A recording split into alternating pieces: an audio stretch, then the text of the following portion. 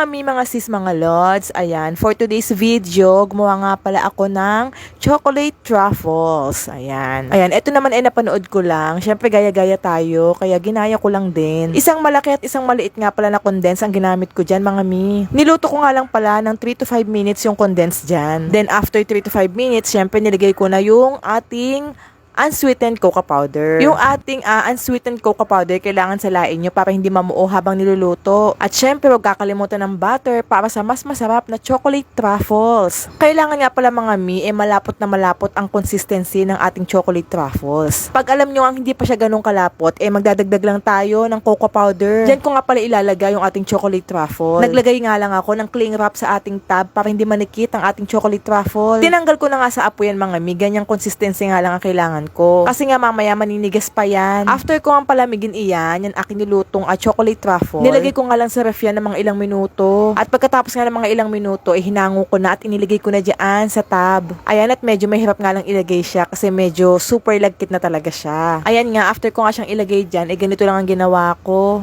Binalot ko nga lang siya sa cling wrap.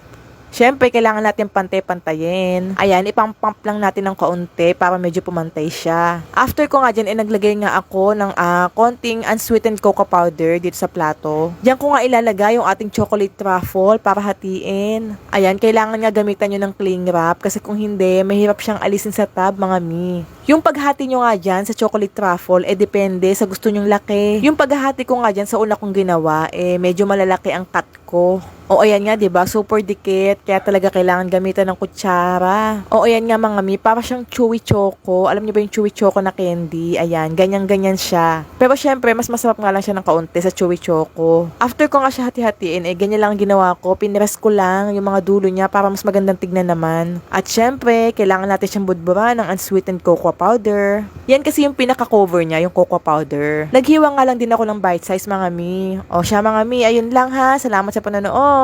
Bye!